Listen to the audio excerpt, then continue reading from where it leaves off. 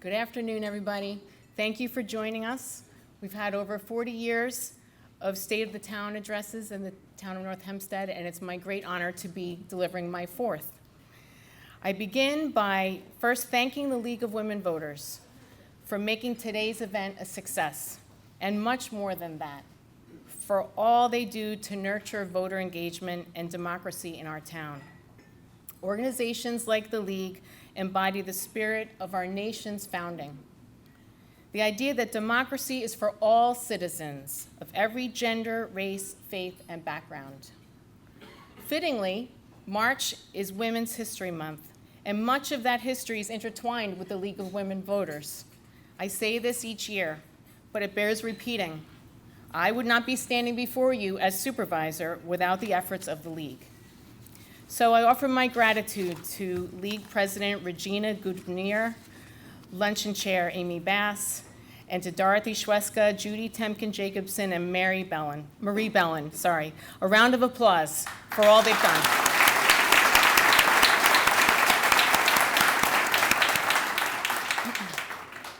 I also thank our Commissioner of Community Services and the Department of Services for the Aging, Kimberly Corcoran-Galante.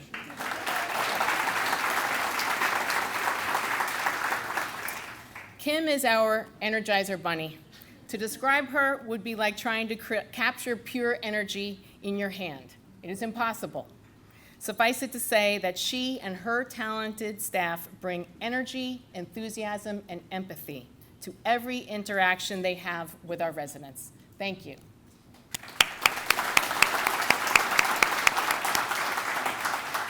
And a special shout out to the Harbor Links staff under the direction of their new vendor, Kelly Brook, who becomes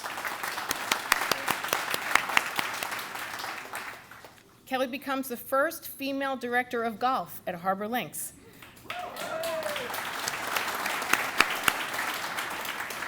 Just look around at this magnificently renovated room we're sitting in. It hasn't even officially opened yet, but Kelly made these improvements possible in record time, and she has many more planned, but more about that later.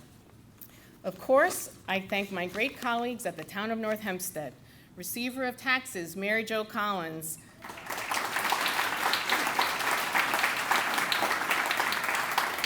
Town Clerk, Ragini Srivastava, and council members, Robert Troiano,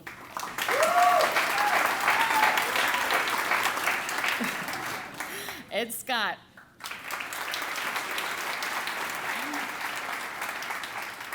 Dennis Walsh, Christine Liu,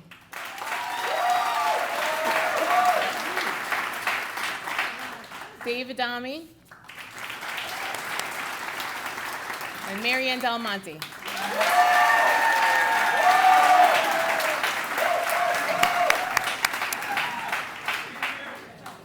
If you tune in to North Hempstead TV, you'll discover that our monthly board meetings make for lively viewing.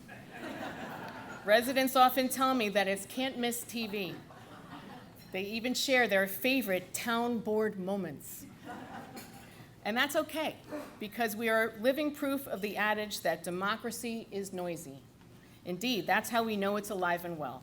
So on behalf of all town residents, I thank my colleagues for keeping it that way with their passion and dedication.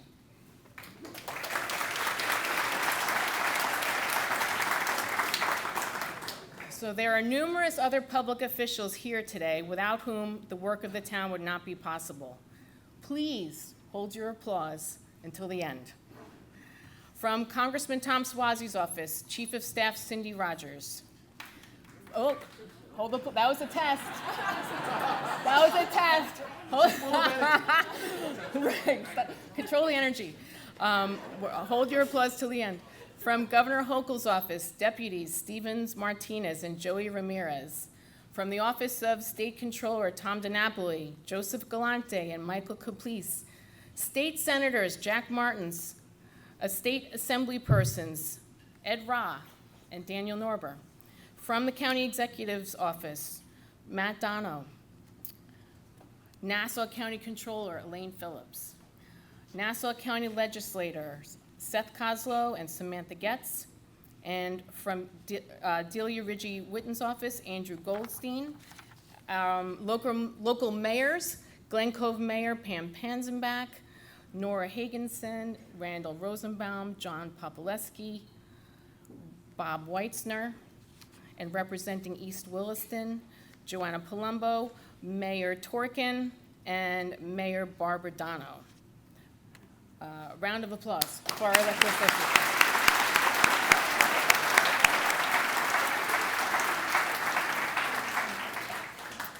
I also would like to recognize Frank Janice, our chairperson of our Historic Landmarks Preservation Committee.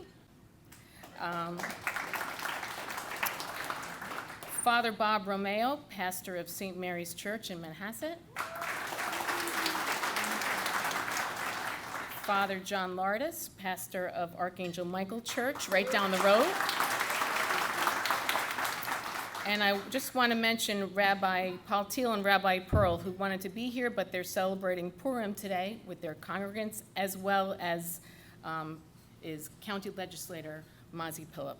So happy Purim to all of our brothers and sisters celebrating. Okay. Now I would like to recognize all of our first responders, those whose dedication and selflessness give witness to the words public servant. Round of applause for our first responders.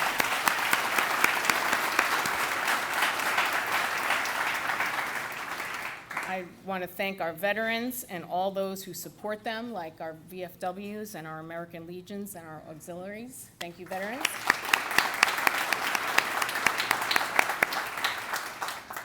And last but foremost, I want to express our town's collective gratitude to the entire workforce of the town of North Hempstead, especially our union members, led by CSEA Local 7555 President Tom McDonough.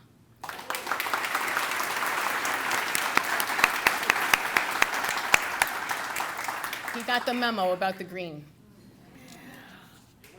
Yeah. That's right. Every senior who is cared for, every inch of roadway paved, every phone call answered, every blade of grass that is cut, all that we celebrate here today is made possible by the steadfast professionalism of our commissioners and their teams. They are unsung heroes, but they are surely the heartbeat of North Hempstead. Round of applause for all. We're going to have to go to the snaps. And it is there that I begin my state of the town. Let me be clear. My goals have not changed since first taking office in 2021. I was elected to make meaningful change, and I believe job one is achieving a streamlined town government, one that is efficient and more accountable, one that leaves more of your hard-earned money where it belongs, in your pockets, the pockets of taxpayers. Nobody knows how to spend your money better than you do. Therefore, public servants have an obligation to be good stewards of what you send us, cognizant of the fact that it comes at great cost to your time and labor. In that light, I am proud to say that through the efforts of the Controller's Office, department heads, and staff at every level, we have delivered a third straight year of tax cuts in North Hempstead, lowering taxes by more than $5 million this year without any reduction in services. There we go.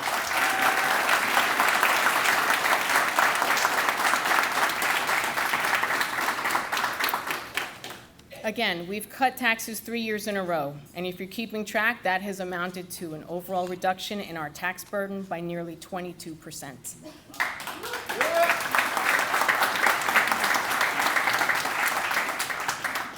I took office after years of steady tax increases and was told by naysayers that tax cuts would be impossible. But I believe that no problem can withstand the assault of sustained thinking. This North Hempstead team believes it too. So we rolled up our sleeves and got to work creatively, finding ways to save, and I know of no other township of our size and density that has delivered such incredible results. For example, North Hempstead is implementing a one-time separation incentive for eligible long-time employees.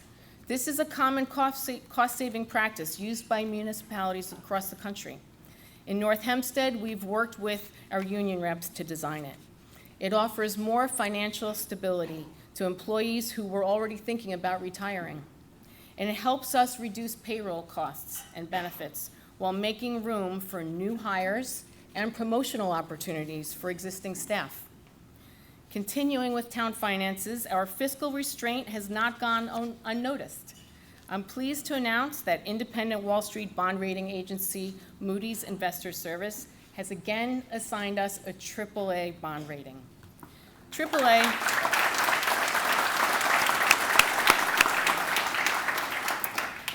is the highest rating provided by Moody's, awarded to obligations that are judged to be of the highest quality and subject to the lowest level of credit risk. In their words, the outlook reflects the town's strong reserves, conservative budget management, and large and diverse tax base. Make no mistake, that AAA rating is no accident. It tells the story of employees who keep an eye on the bottom line every single day. AAA is our North Hempstead mindset, and I couldn't be prouder of that. And there's more good financial news, and you're sitting in it. Harbor Links is the town's only municipal course, a 168-acre gem that has been long overlooked. When I took office, one of my goals was to restore it as the crown jewel of our town and maximize its potential. And that's finally happening. North Hempstead has signed a 20-year contract with Brook Holdings, LLC for Harbor Links. The founder is LPGA golfer Kelly Brook, who also owns Bethpage Golf Group, which runs the pro shop, driving range, carts, and instruction at Bethpage State Park Golf Course, one of the most renowned golf courses in the world. This new contract moves us away from a management license to a concession contract, while promising far greater returns and capital improvements. As hard as it is to believe, the old contract was extended for 26 years with absolutely no change to the terms. The town was paying $200,000 per year to the same firm that managed the course since it opened in 1997. We assumed all expenses and liability, with our profit share averaging just $400,000 per year. Well, this may have been acceptable in 1997. It's woefully deficient by today's standards. But our new agreement with Brook Holdings is a change of gears. This agreement actually protects our taxpayers while delivering top-notch facilities with greater access for town residents. Brook Holdings absorbs all operational costs, takes on all liability, and pays rent directly to the town of North Hempstead, along with a percentage of profits. The town will now receive the guaranteed income that begins at $750,000 a year, and with fixed increases over time, taxpayers can expect overall revenue to top $18 million.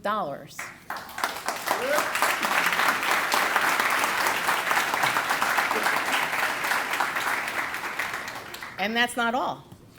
Brook Holdings is investing more than $2 million in capital improvements that include a new driving range with covered bays and in-range technology, construction of a new golf performance building, and the reconstruction and repair of golf cart paths throughout the course. How about welcoming Kelly with a round of applause?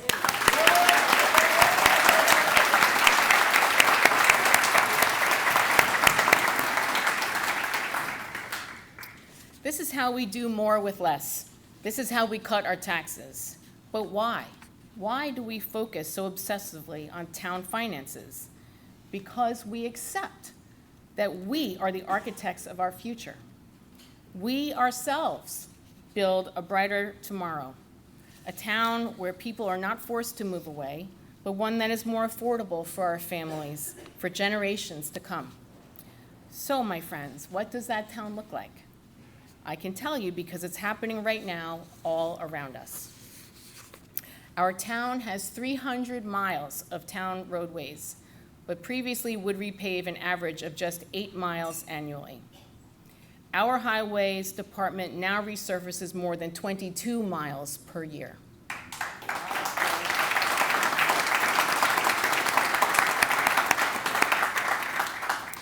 It's a town where the MTA has agreed to replace the 127-year-old Webster Avenue Bridge, a substantial $28 million undertaking for them, but one that is long overdue and vital to Long Island Railroad commuters throughout Long Island. It's where the Long Island Railroad has agreed to build new pocket tracks to expand service for riders in Port Washington, Manhasset, and Great Neck. After years of packed trains and chaotic and inconvenient East Side access schedules, our commuters were rightfully frustrated. Working with State Senator Jack Martins and other local officials, I secured an official memorandum of understanding that will help the railroad determine how best to construct these tracks and increase service on the Port Washington line. They also agreed to renovate the Port Washington station and to improve overpasses. In light of MTA budget woes and the threat of budget cuts, this was a victory for the commuters of North Hempstead.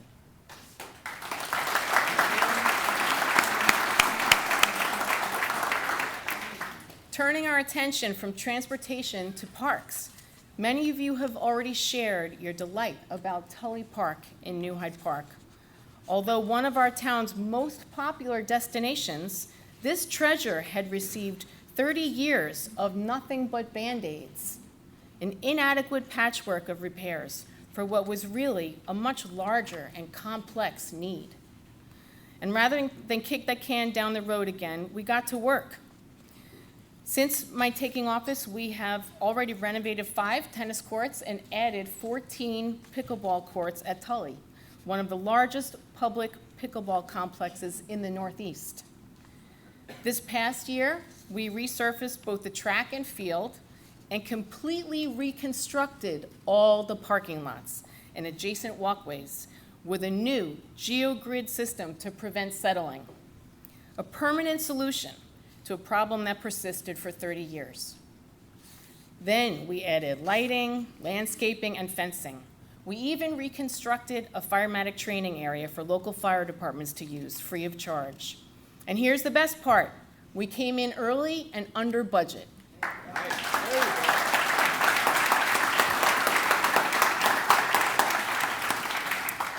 This is just another example of how town government is working smarter and doing it better than ever before. And Tully is not the only park getting a makeover. At Garden City Park's beloved Broadway Park, the renovations are already well underway. It's receiving major upgrades, including new spray pads, safety surfaces, playground equipment, walkways, benches, and game areas. And more music to your ears. Most of it comes from funds from the MTA's Third Track Corridor Development Program. And I'm happy to report that our Department of Public Works is right on track, so families can enjoy it this summer. And I want to thank Councilman Dennis Walsh, who spearheaded this entire project and has kept a steady hand on its progress.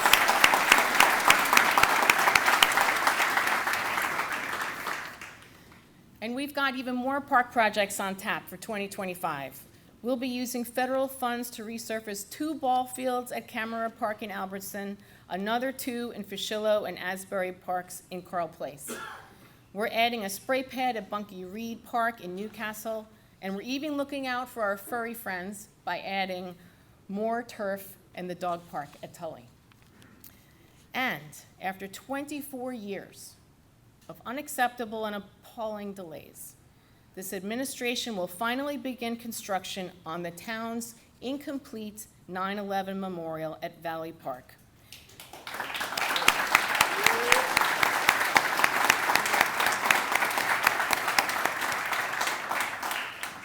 Our Department of Public Works has been working diligently with engineers, and blueprints and renderings are already in the works as we speak. And none of our vision would be brought to fruition without the hard work of our park staff. Many of these much-needed projects have been on the drawing board for years, inexplicably stalled. We're crossing them off the to-do list and making them happen. Because the biggest divide in all endeavors, government or otherwise, is between talkers and doers. We're through with promises and lip service. We're delivering results. Now, onto a subject not nearly as pretty as parks, but certainly as crucial: sewers. After more than 2 years of working directly with the Manhasset Chamber of Commerce and the Great Neck Water Pollution Control District,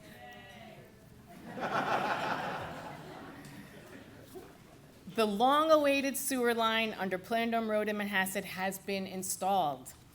Thanks to generous grants from the New York State Department of Environmental Conservation, property owners and their tenants will finally be able to move away from environmentally unfriendly cesspools that leach into our groundwater, pollute our bays, and in some cases cost businesses as much as $70,000 per year in maintenance. This massive project was split into 2 stages, installing the line and then connecting local businesses to it. To that end, North Hempstead has already set aside $3.1 million of ARPA money to offset construction costs associated with connecting to the sewer system. And the results are in. Today, a total of 169 connections, 74% of all those possible, are being made through our incentive program. The new sewer lines will make Manhasset's Main Street more efficient and attractive to small businesses and will likely even increase overall property values. I know they say many hands make light work, but this was a heavy lift. I thank the Manhasset Chamber of Commerce, the Greater Manhasset Civic Associations, and the Great Neck Water Pollution Control District. And I offer special recognition to Mr. Robbie Dono of the Chamber.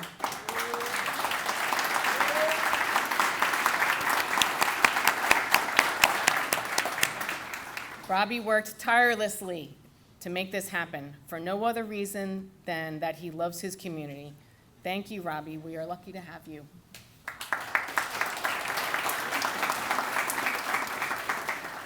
And please keep in mind that every septic tank and cesspool we take offline is one less contaminating our island's delicate aquifers. That's a win for everybody, because North Hempstead understands that rebuilding infrastructure and preserving our environment are not mutually exclusive. So let's begin with the biggest news. Thanks to a 2024 federal grant of $3 million from Senator Chuck Schumer, we can finally move forward with a key item in our long-term capital plan, the Graywater Irrigation Project. The Harbor Links facility currently uses about 36 million gallons of water per year, making us one of the largest water consumers in the Port Washington Water District. But our Graywater Irrigation Project will construct a new permanent pump station, interconnecting pipes and aerators that capture stormwater from a nearby capped landfill, and then use it to irrigate our 168 acres. This will substantially decrease the town's freshwater consumption, while we again avoid abusing our aquifers, and my favorite subject today, it will save us money.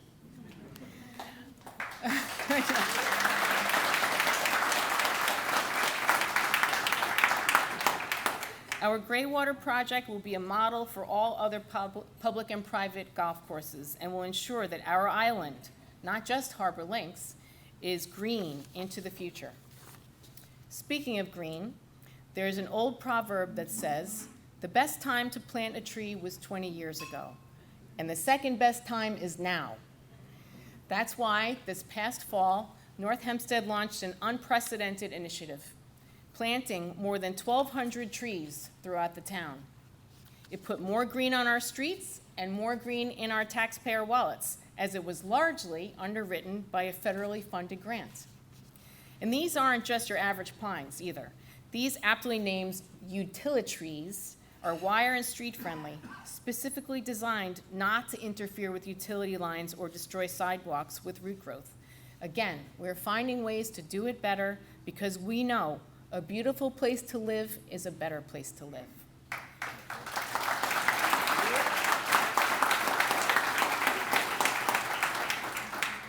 And just how green are we? Well, even our trash is somebody else's treasure. During the renovation of the Tully parking lot, Parks Commissioner Kelly Gillen and Public Works Commissioner Kristen Selesky arranged for us to donate the old concrete bases from the parking lot light fixtures to New York's Fire Island artificial reef. These man-made structures help create healthy habitats for Long Island's aquatic life. It's another example of how our team takes on a collective mission, and it's one more innovative step in North Hempstead's efforts to protect our cherished green spaces and waterways. Thank you, Kelly and Kristen, for your forward thinking, for making this possible.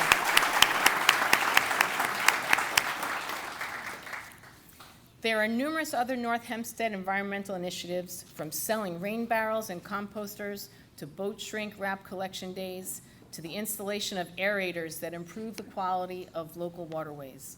There are simply too many to list here because our Office of Planning and Environmental Protection renews that commitment to sustainability each and every day.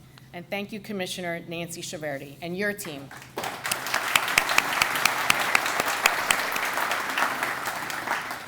And now I'd like to shine the light on a few other departments.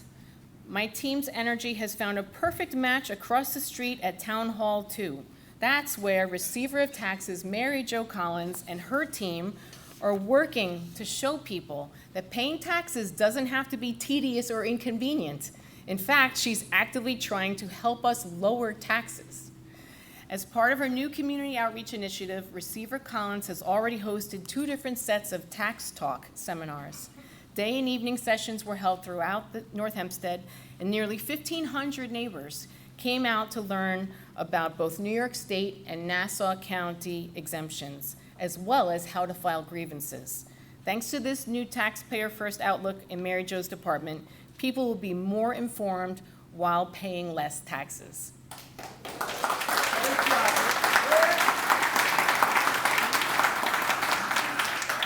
And after years of outmoded office operations, the receiver rolled out several new payment options that make paying taxes more convenient than ever.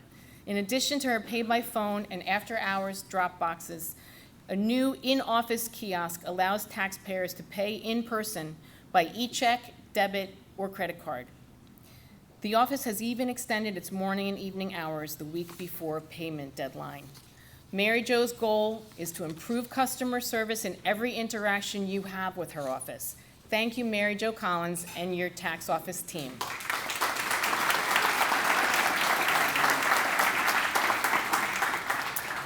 Are we seeing a pattern?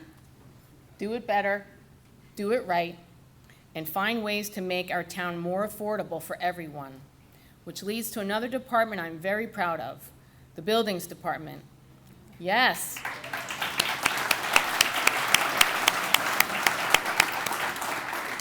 It was once the elephant in the room, but hang on, you're in for a pleasant surprise. It's no secret that the North Hempstead Buildings Department was the subject of much scrutiny and criticism in the press and among residents for many years. Despite the professionalism of most staff, there were very real, long-standing issues that desperately needed to be addressed. So I asked Nassau County Controller Elaine Phillips to help. I wanted an unbiased, independent, external audit of all the department's operations. She agreed, and she and her team looked at every angle, kicking the tires and shaking the couch cushions, and what she presented me in February of 2024 was an historic 84-page report that outlined numerous systemic deficiencies that had to be tackled head-on. In response, this past fall, I unveiled the first in a series of comprehensive reforms to address these problems. They are designed to break down the wall that's hampered communications between the department and town residents. Reforms include a new help desk phone number that gives you direct access to the buildings department during regular business hours, instead of being processed through the town's 311 system. Live operators that transfer your call to an appropriate inspector. All incoming calls are now digitally logged, generating a daily report for supervisor follow-up. A new open door policy. Homeowners and contractors can now make preliminary appointments ahead of submitting formal building plans, obtaining personalized guidance that can help avoid costly mistakes. We now have rotating assignments that move inspectors through all council districts instead of being exclusively assigned to just one area. A practice critics said led to political favoritism, and unfair work distribution. We're cross-training staff to specialize in multiple functions to avoid potential availability delays. We've hired a specialist to digitize all building department records, allowing inspectors both in office and remote access to documents. We're implementing OpenGov, an industry-leading software that lets us communicate with residents, streamline department functions, and improve the department's overall efficiency, all in a user-friendly format for residents. The building department will also host free in-person workshops in communities throughout town, making it more convenient for residents to seek information and advice from our professionals. And that's just the first round. 2025 will see even more changes. And while change is never easy, I am proud to say that our buildings team is embracing it. The deputy commissioners are here in the audience today with some of their staff. Let's give them a big hand.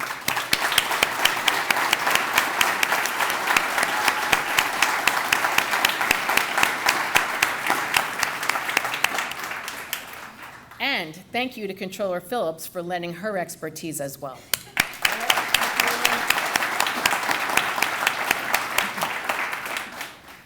Before I took office in January of 2021, I sought the advice of a few seasoned elected officials whose personal experiences might prove helpful to me. One of them offered some guidance that I often see on social media these days, but nonetheless, it has been helpful to me as town supervisor. He said, "Never fight until you have to, but when it's time to fight, you fight like you're the third monkey on the ramp at Noah's Ark and it's starting to rain." I've taken that advice to heart because there have been times that the quality of life that we hold so dear in North Hempstead is unquestionably threatened, and I feel I must fight to protect it. To that end, I've been engaged in some high-profile battles this year with some of the powers that be. Most notably, along with my fellow supervisor, Don Clavin of Hempstead, we have filed a joint lawsuit against the FAA on behalf of more than 1 million residents living near New York's airports who are subject to low-flying aircraft, deafening engine noise, and hazardous air pollution. We acknowledge that we live in the path of 2 of the nation's busiest airports, and we acknowledge that litigation should be a last resort. But after years of good faith efforts being ignored, we have reached a breaking point.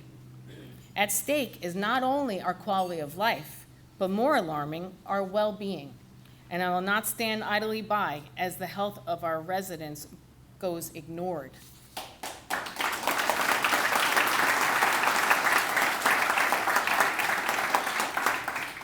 Battle number 2 is one I am also very passionate about. Through my former work as executive director of the Manhasset Coalition Against Substance Abuse, I witnessed firsthand the destructive effect alcohol, tobacco, prescription, and other drugs have on our youth.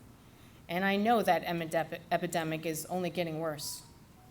That's why I have publicly demanded changes to New York's Marijuana Regulation and Taxation Act, the legislation that governs cannabis retail sales and where they can take place. Despite North Hempstead having legally opted out of sales, we are now witnessing brazen attempts to market marijuana in our town by taking advantage of a loophole. While the law provides protections to schools and religious institutions, there is no such provision for areas that have opted out.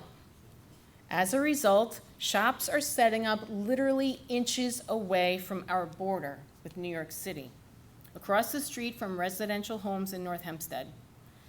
This oversight has created a perverse incentive, as more shops will open all along the borderline, evolving into a cannabis district of sorts. It's unfair to us and unfair to the Queens neighborhoods that bear this burden. We cannot let this happen. Nobody wants to live in an area defined by its proximity to drugs. That's why I worked closely with Senator Jack Martins and Assemblyman Ed Rah to create a buffer bill that would require shops to be set back at least a quarter mile from our border. This is a common sense fix. It prevents opportunists from targeting our kids, but allows those who want access to still have it. I can't see why any conscientious adult would think a quarter mile is an unreasonable ask to protect our children from a controlled substance. And I'd like to recognize some special partners in this battle.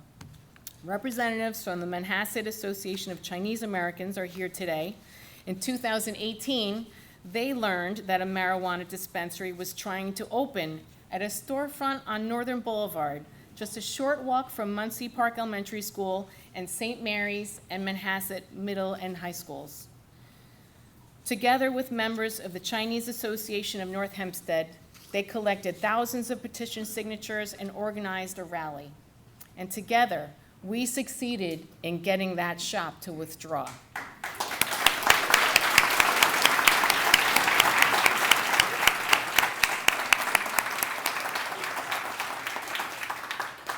That store would have still been there now, so we owe a tremendous debt of gratitude to them for banding together then and now to preserve our quality of life. Our last issue might be one of the greatest threats to the autonomy of our town.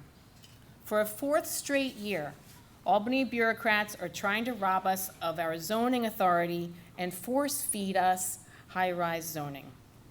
They are relentlessly pushing plans that would unilaterally rezone all suburban neighborhoods, steamrolling the local zoning laws put into effect decades ago to protect our health and safety and quality of life. It's a script Long Islanders are all too familiar with. Slam us with a bad plan, but give it a catchy name. Last year they called it faith-based housing. The year before it was called accessory housing. I call it illegal and unfair. And several times this past year, I organized a coalition of state, town, and village officials to speak out against it. We all know the reality. These wrong-headed plans will impact our schools, our sanitation, our sewage, drinking water, and our roadways, virtually every aspect of our lives. And while we all agree that more housing is necessary, a one-size-fits-all proposal is unacceptable. Nobody knows our neighborhoods better than we do, and no one is more accountable to our residents. So we reject tone-deaf plans that rob us of our right to govern ourselves and to determine our own outcomes. Instead, I will stand with other elected officials in finding creative ways to increase housing while also preserving our way of life, because there is a lot worth fighting for. You name it, and North Hempstead has it. Tight-knit communities with tree-lined streets just minutes away from our nation's cultural and business mecca. We have outstanding healthcare facilities, nationally recognized school systems, pristine shorelines and parks, movies at dusk for kids, Shakespeare in the Park for mom and dad. And with our nationally renowned Project Independence, we lead the way in caring for our seniors, making sure they live full, independent lives in the communities they built.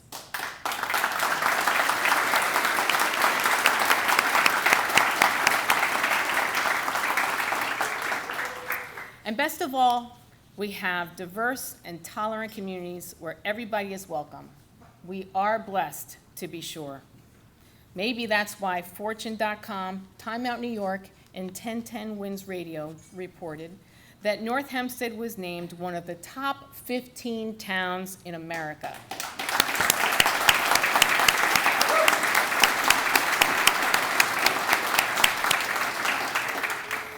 With nearly 20,000 towns in the United States, that's pretty high praise. To quote Fortune, "A great place to live is not one that solely supports a family in the present, but one that will serve them for the long term." With a growing portion of Americans caring for both children and aging parents, more people want to live in cities where multi-generational families can thrive. And that's my job as your town supervisor, to help build a town where you and your loved ones can thrive. As you can clearly see, from this state of the town, our team is doing that better than ever. Thank you for allowing me to be your town supervisor. May-